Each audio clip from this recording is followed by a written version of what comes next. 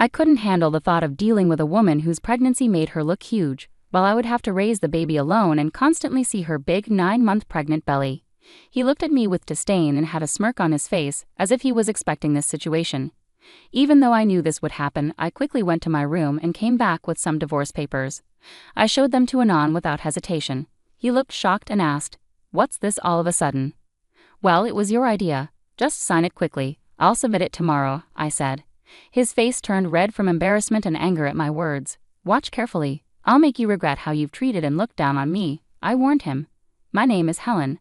I'm 26 years old and a housewife. 2 years ago, I used to work for a mobile company. I met Anand, my boss, when I was 24. We quickly fell in love and got married. Anand, who is 3 years older than me, was very reliable, especially when he was teaching me at work. I was really thankful for his clear guidance. We became good friends and often went out to dinner. When he asked me out, I was thrilled, especially since I had never dated anyone before. It's a bit embarrassing, but I was always more interested in cartoon characters than real men. Seeing my high school and college friends getting married one after another made me feel pressured. When I fell in love with Anton, I promised myself he would be my first and last love. I was thrilled when we started dating and then got married a year later. Anton was good-looking and popular with our female colleagues. I was proud to be his wife and enjoyed all the congratulations and well wishes we received. I felt incredibly happy, not knowing what would come next. The day after we officially registered our marriage, I mentioned to Anton, "Now that we're married, you expect me to quit my job, right?" Anton surprised me with his response. "I've always wanted my wife to focus only on home matters. Don't worry, I can support us with my income," he said. "But this is so sudden. You never told me this before," I replied. Anton had never mentioned wanting me to quit my job before we got married. I had taken the job based on my father's advice, and quitting without notice didn't feel right. I wanted to explain, but Anton's silent gaze made me stop talking. "I should have told you earlier, but it's too late now. Starting tomorrow, you don't need to go to work. I'll take care of the handover," Anton said. The news that I had to start staying home from work the next day hit me so suddenly that I felt dizzy. But Anton's decision was final, and since he had been my boss, I couldn't argue. Even though I had to leave my job without a proper goodbye, I was committed to making our marriage work. I focused on household tasks and tried hard to meet Anton's expectations. I cooked meals, especially his favorites, hoping for some recognition. Even though Anton never commented on the food, I longed for a bit of appreciation, especially after giving up my job and losing my previous recognition. One day I asked Anton, "Is my jacket clean? I have an important meeting tomorrow." "Yes, of course," he replied, showing his old-fashioned and commanding side. I reminded myself how lucky I was to be married to him and tried to meet his expectations. Without a personal income, I relied on Anton for everything. Our relationship often felt more like a boss and an employee than a husband and wife, but overall, our married life was relatively smooth. One day I fell ill and couldn't get out of bed. Feeling too weak to do housework, I planned to catch up on it the next day. Anton came into the room and, looking angry, demanded, "What are you doing? Get up and make some food," while kicking the blanket off me. I explained, "I'm sorry, I'm not feeling well." Instead of understanding, Anton scowled and said, "You don't work, and you're lying down just because you're a bit sick." Pathetic. I was shocked that he would insist on chores even when I was sick. I never expected him to be like this before we got married. Maybe I should have noticed, but it was too much. I ended up doing the chores while crying. A few days later, I realized I had missed my period and felt a rush of panic. I went to the drugstore and bought a pregnancy test, which turned out to be positive. Overjoyed, I cried tears of happiness and decided to tell Anton as soon as he came home from work. That night, Anton came home after midnight, smelling strongly of alcohol and staggering as he walked. I was surprised at how drunk he was, especially since he hadn't warned me. Despite having prepared dinner and wanting to share my pregnancy news, I decided to tell him right away. My excitement got the best of me, and I shared the news with my tipsy husband. "I haven't seen a doctor yet, so it's not confirmed," I said, trying to share our exciting news. But Anton's face turned dark as he replied, "A child? What have you done?" His tone was colder and more severe than I had ever heard. "I don't want a child. This is the worst. If you're going to have it, you'll have to take care of it yourself." His harsh words shocked me. He angrily undressed and went to the bathroom. I couldn't understand why he was being so irresponsible about our baby. The happiness I had felt moments ago was replaced with deep sadness. He had never said he didn't want children before. We hadn't been using contraception, so I assumed we both wanted a family. As I was hanging up Anton's jacket and about to take his shirt to the laundry, I noticed something in the pocket. "What's this?" It was a piece of paper that felt like a receipt. At first, I thought it was from tonight's event and was about to throw it away, but then I saw the name of the place. Is this a motel? My hand shook as I realized it was indeed a motel receipt. This discovery shocked me deeply. I wondered why Anton would behave this way. Marriage is supposed to be about love between two people, especially since we'd only been married for just over a year. I had spent years dreaming of romantic relationships but never really experienced one. I couldn't immediately accept this painful truth, but the idea of Anton cheating started to make sense. Were all my doubts about him using me as a servant while loving someone else true? Was this the reason he reacted so harshly to the news of my pregnancy? As I struggled with these thoughts, I started to feel nauseous and began to suspect that something was seriously wrong. It seemed like Anton had a mistress at my former workplace, and perhaps he wanted to marry me for stability rather than love. Everything started to make sense, and I felt like the line between reality and my imagination was blurring. Still, I couldn't ignore the hurtful things he said after I told him about the pregnancy. I decided to gather proof of Anton's infidelity.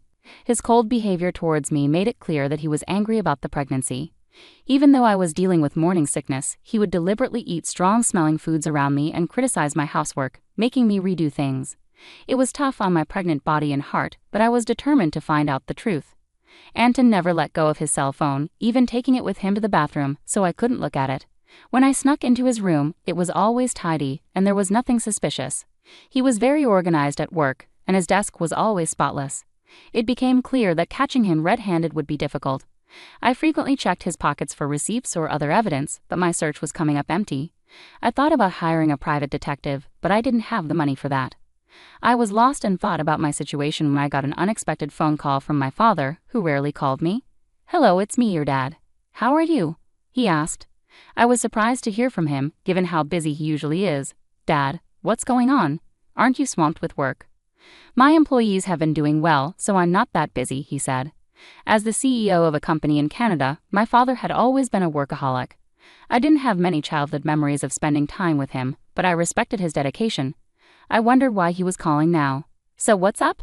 I asked, waiting for him to explain. My father then shared something shocking. "Is that really true?"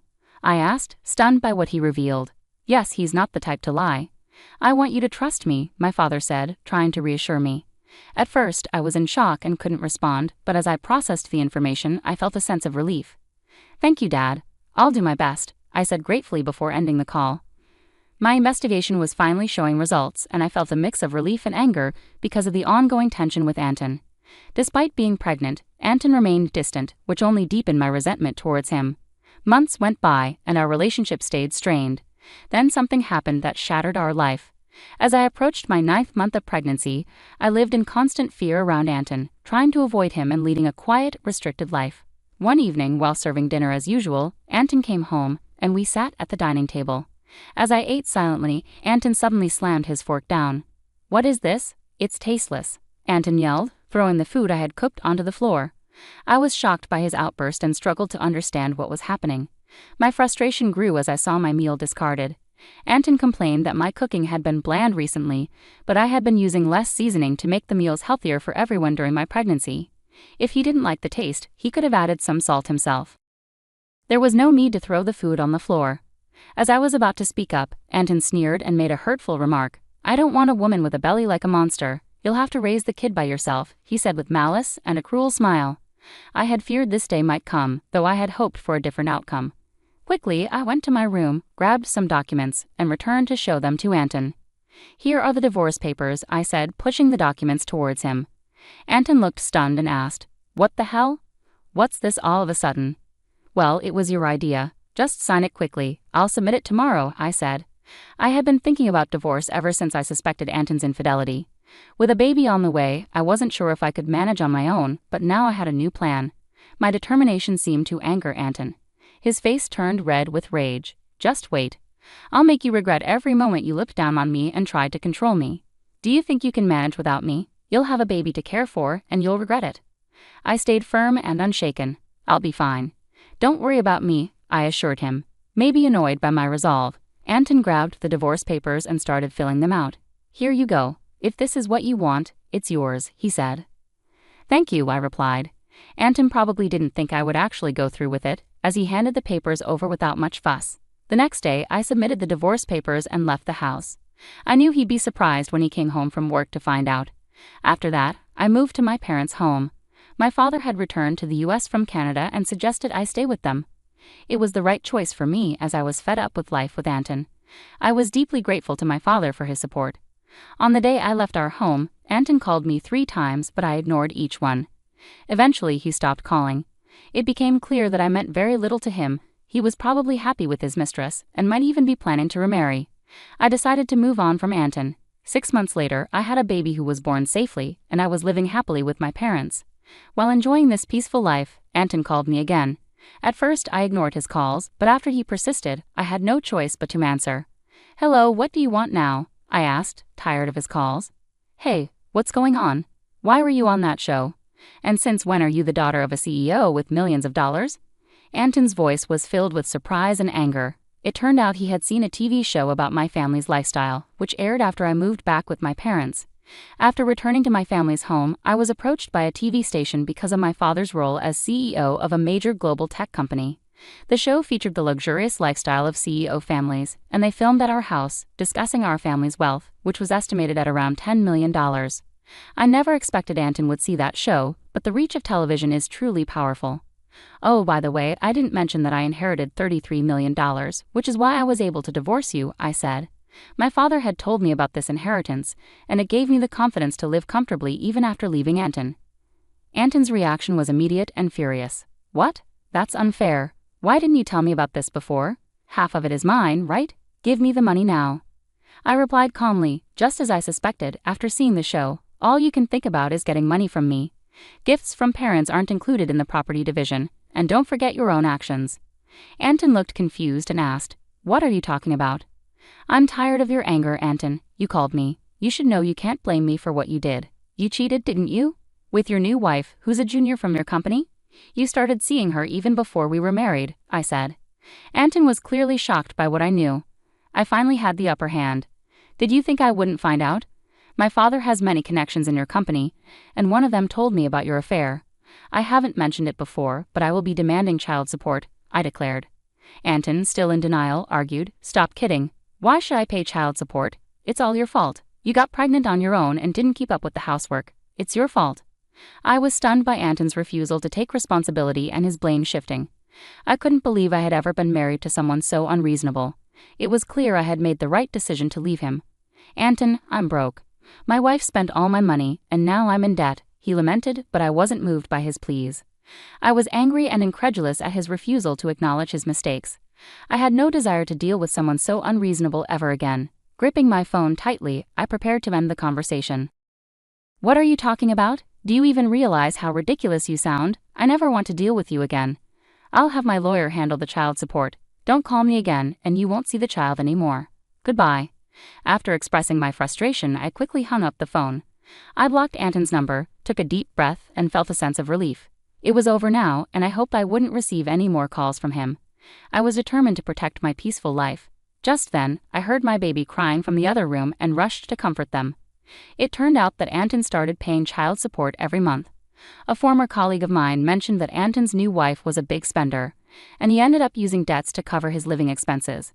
It seemed Anton had hoped to get a share of my inheritance by reaching out to me, but since he didn't get any money from me, he was now facing more expenses than his income could handle. He struggled, possibly because things were going poorly or because he couldn't stand being looked down upon by his colleagues. Adding to his troubles, he only started searching for a new job after leaving his previous one, which led him to financial difficulties. Hearing this didn't make me feel sorry for him. I felt he deserved the hardships he was facing. The harsh words and cold behavior he showed me were unforgettable, and I hoped he got what he deserved. Meanwhile, I'm enjoying life with my parents and my baby. With no financial worries, I'm excited about the future, especially since my father mentioned passing the company on to me. I'm ready to work hard, just like my dedicated father.